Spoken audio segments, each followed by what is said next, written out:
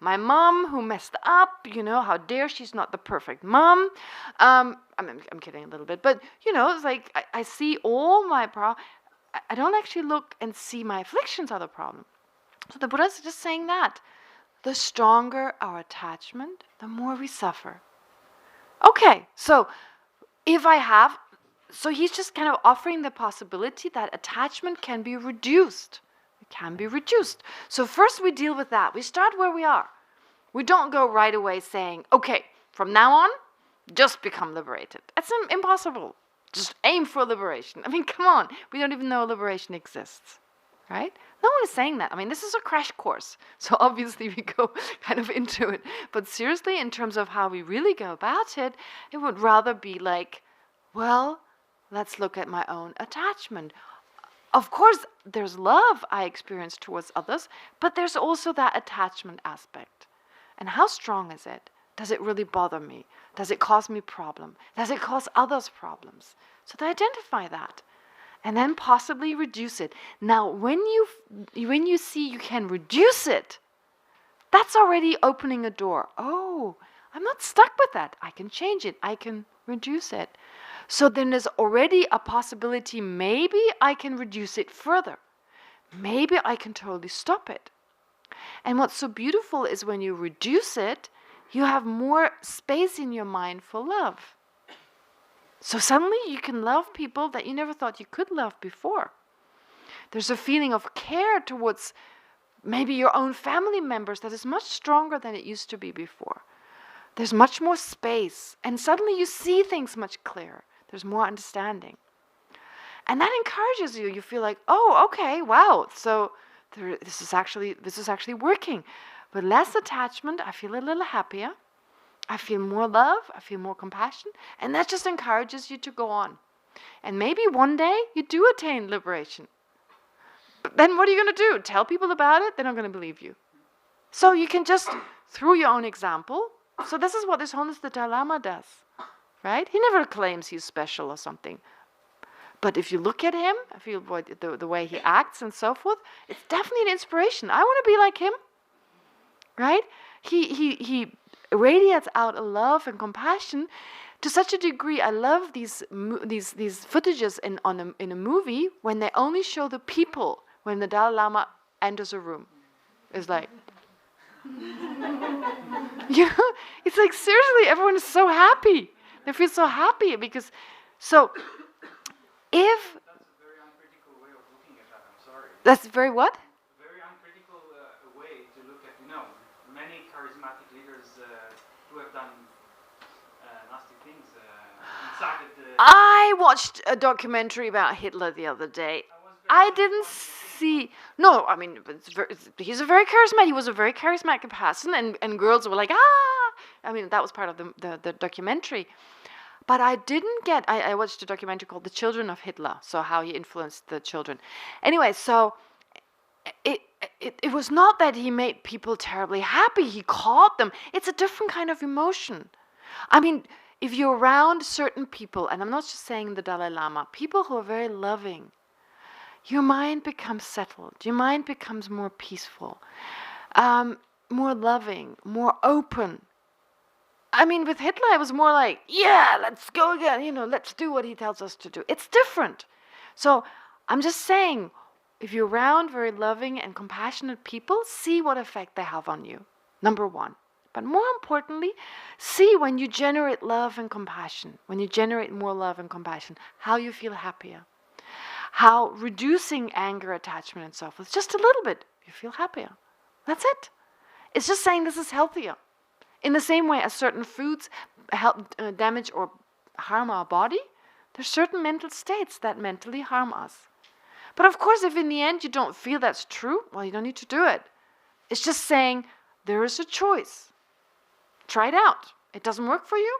Well, there's surely something else that works better. You see what I'm saying? There's no one is forcing anyone. It's just suggesting. Okay?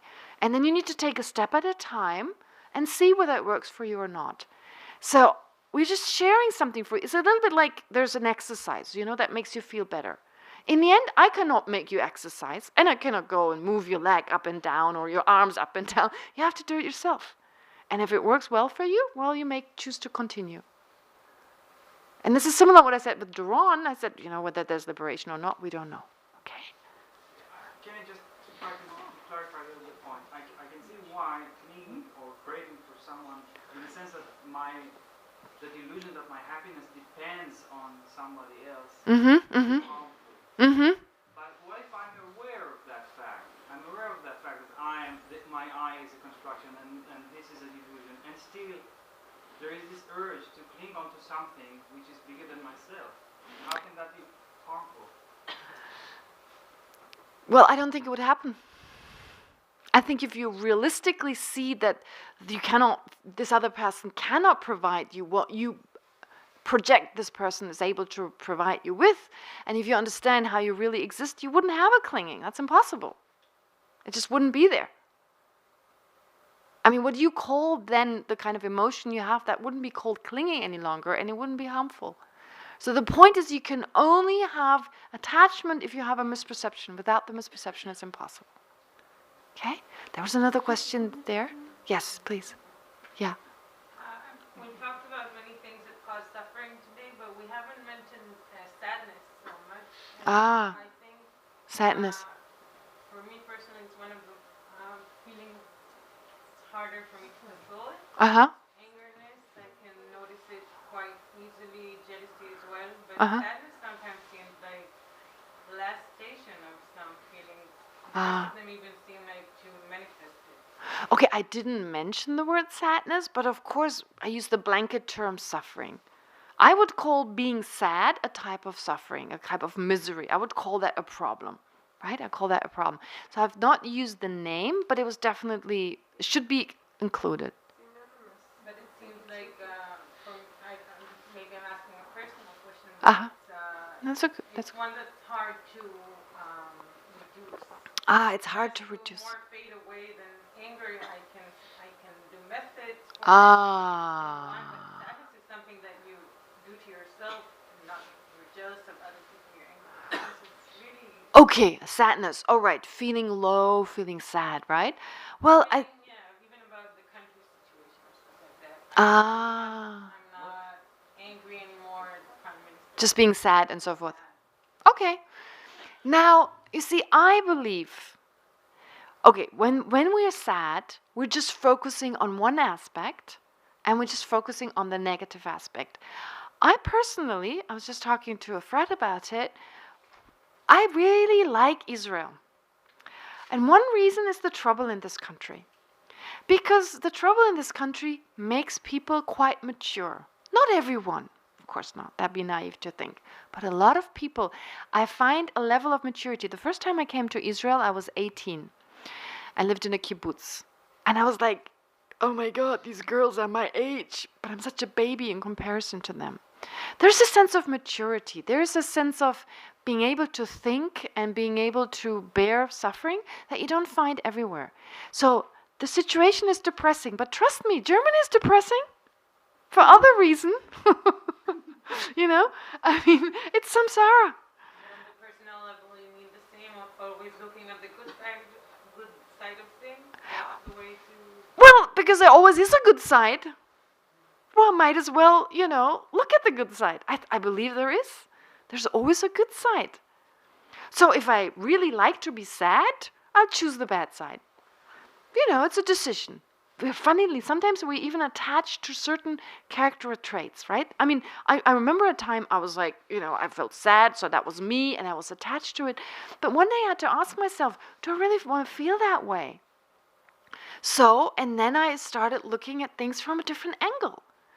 Instead of always seeing the negative, which is also there, I started seeing the positive. It's kind of relative, really. It's just a matter of looking at it. And then I just felt happier. And I like to feel that way more than I like to feel before. So it depends on the kind of sadness. It depends on what it causes it. Of course, I'm just taking one example, the example that you mentioned, looking at the situation of the country. But, oh my God, there's so much great stuff coming out of this country. I mean, let's not just look at the negative ones. Yeah? And just because it's on the news all over, okay, someone got stabbed. Well, probably 10 people got stabbed in Germany in the meantime. You see, it's not It's, of course, I'm not saying that what's happening is not happening. I'm not saying that. But oppression and problems and difficulties also happen everywhere. And it may be greater right now here, but it's changing. Right? It may seem like never everything is going to change, but trust me, East Germany and West Germany, until the day the wall came down, it looked like nothing is ever going to change. So things will never always be the same. It's always changing, and there are always bright sides to things. And I think it's just learning to look at those. I may be a little naive about it, but for me it works. When something kind of puts me down, I'm right away going, all right, Wangmo, pull yourself together. Look at something positive and focus on that for a moment. And then it works. And I can pull myself out of it. Yeah, but it takes time. It takes time. Okay, now I'm really confused about who was next. I think you were next. Yeah. I have like a threefold question. Threefold? Threefold. Oh, threefold. That's I think the in same. the karma course, you mentioned the non-accumulated karma, the idea of non-accumulated. We talk about it tomorrow. We will? Yeah. Keep it. Please keep it. So whatever question I cannot answer today, you're welcome to ask again tomorrow, even though it's not an official question answer. But this relates to what we talk about tomorrow, so definitely it'll come tomorrow. It's a little difficult, the one accumulated. Yes. To add what Doron said. You want to add something? Yeah. Uh-huh. There's the story about these three animals, and you take two, so there is no self. There's not. If you take a goat and a cow and a dog, yeah? Uh-huh. And the cow is the body, and you put it to one side, and the dog is the mind, and you put it to the other side, and we took ourselves, and we take these two, then there is no self. No, left. There's nothing left. That's the analogy, and there's a parallel Hindu story, which and the Hindu say the same thing, but they call it Atman. Right? And they say it does exist. Yeah. And there's this story about this Brahmin who takes a spoonful of salt and a glass of water, and he shows his son and says, look, there's the water, there's the salt, and he mixes it, just put it together, overnight, and in the morning there's nothing there. There's nothing there. And he says, taste the water and they're salted. You say you cannot see it, right? Okay. But still it is there, and it gives the taste Uh-huh. to everything. Right. So this is like the Hindu kind of version, the Hindu explanation of there being an Atman. Okay, but from a Buddhist point of view, this analogy is beautiful, but it doesn't work. Because because the soul is still there, except we just don't see it any longer. But there's still a separate molecule from the water molecule, right? I mean, now they've kind of mixed, but still there's still different entities. So you can't really separate mind and body, but mind and brain, it's very difficult to separate them, but they exist as separate entities. But there's no separate self that can be found. There's no separate self. It's about the separateness. It's not the There's no separate self. No non-existence. Yeah, the self exists. The self is just merely imputed on the basis of mind and body. That's it, right? So that no one is saying the self doesn't exist, but not as separate, as a separate entity. Okay, yes, you didn't ask a question. When I have a certain thought, a certain mind, something goes. Yeah. It will. Yeah. How can I dissect Uh-huh. a certain thought? How can you dissect it? Dissect. Mhm. A certain thought, maybe it comes once a month, or maybe it comes 1, 2 days, maybe it comes once in a lifetime.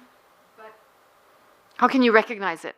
how do you recognize it, and how do you give it not permanent something, but really understand where it comes from? Good question, good question. Watch it.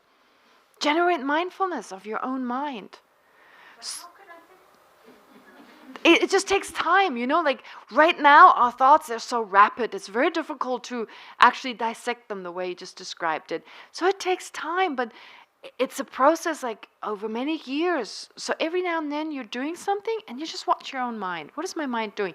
Sometimes what you can also do is go back in time Right? I mean, for example, with me, with my anger, so like I sometimes don't even notice I'm angry. I'm going on, and I'm like, oh my God, I've just been going on for like, I don't know, half an hour. Well, how did I get from A to B? So I go back, and then go back. Sometimes I can trace it back. That first thought, I remember, that's what triggered it. So then next time it is triggered again, I'm much more prepared. It's just about watching. It's just about watching. Does that make sense? Leora, you had a question? I just wanted to say something to Jonathan, maybe it's not so important. Go ahead. Say it. About when he said that loving everybody is not realistic. So Mm-hmm. for me, Mm-hmm. the proof, which is very small, but it's a real proof, Mm-hmm. is that you can feel it while meditating. Mm. Develop equilibrium to everybody. Mm-hmm. Develop love to everybody, including the one you hate. Mm-hmm. And you really, in the meditation, you really feel it. Afterwards, it's a bit difficult, but if I can feel it in the meditation time, it means that it can be done afterwards also. One day. This is works for me. Long way for me to reach that point. I have a long way to get there. Yeah, we all have a long way, Jonathan. Hello, join the club. It takes a long time. That's what I said this morning, right? And unfortunately, I mean, I wish there'd be a quick fix.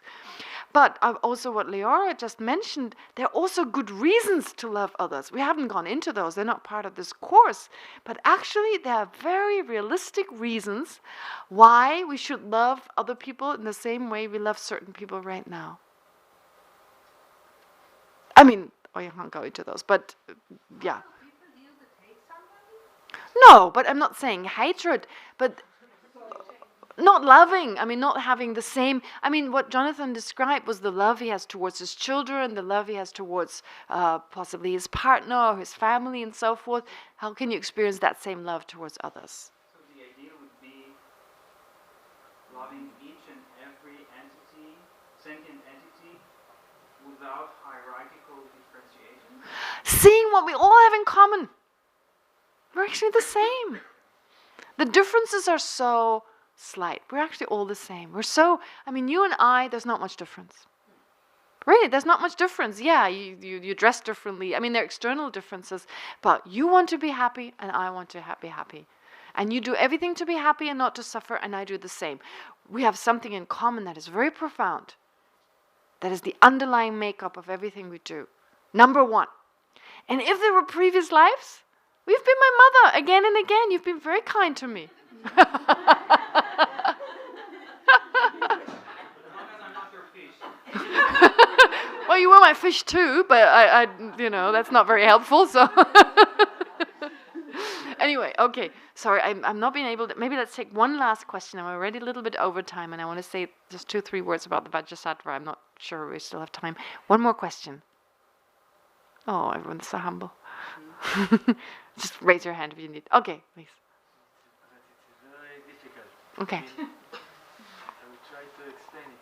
Mm-hmm. The thought, they become a mind, isn't it? The thought.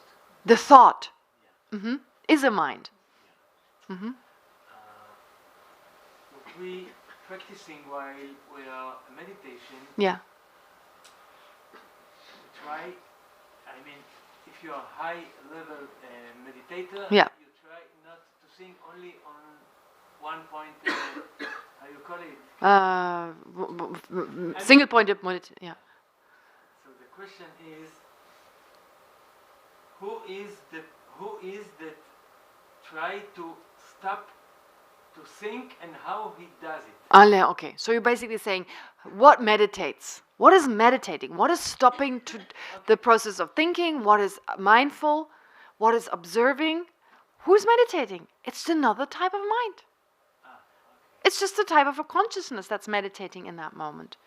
So like when a thought arises, your meditating consciousness for a moment becomes inactive. Another thought arises, and then there's, because of the imprints of previously wanting to meditate, the meditating mind pops up again. Oh, I wanted to meditate, but I'm thinking of something else. What am I thinking of? So you're watching that thought process, but it's just another awareness. The mind. Another awareness. Different awarenesses, just if I say you, I'm actually just saying you're a mind. Your mind is looking at another mind, so different minds just pop up and do their thing. And they don't need a controller. They do their own thing just as well. Different minds of the same person? Yeah? You mean, no, but I mean, the mind is changing all the time. Yes. But at the same time, Yes. all the minds are... Can you hear me and look at me? Yes. Okay, there you go. You see me, your eye consciousness sees me, and your ear consciousness hears what I'm saying. And your body consciousness may think, oh my God, I should put up the heat or whatever. Who developed the mind that think not to think? How it pop up? How it pops up? Well, another mind previously, like let's say, for example, you take a teachings from His Holiness the Dalai Lama. He says, well, if you want to meditate, then you should do such and such. That gives rise to a mind in your continuum thinking, oh, that would be nice. I should try that. And that leaves a kind of residue until one day you're reminded of, oh, His Holiness explained it. I really want to do it. So you try again. So there's different minds popping up. It's a bit like your brain also works like that, you know? It's very, very difficult to understand how the brain made a thought. It's difficult, but, you know, So which it one just takes goes to the next slide? There is a thought that can control the others. subtlest mind. What you're saying is There are thoughts that can control other thoughts. Yes. control the appearance, Yes. disappearance, Yes. other thoughts. Yes. Okay. Mm-hmm. And what goes to the next life? The very subtle mind. All right. Sorry, I need to leave it there. Please keep the questions going. We have time again tomorrow. But I wanted to just say 2 words about there's this Vajrasattva meditation that is optional if you want to stay behind. The reason this is offered here is as part of transforming the mind. It's not enough to only listen to the teachings and try to meditate, but there are a lot of obstacles. There are a lot of negative actions, negative karmas that we have accumulated that may still cause us to not have the kind of understanding that we like to get, to not be as flexible as we like to be, and so forth. So they're like obstacles that can be removed.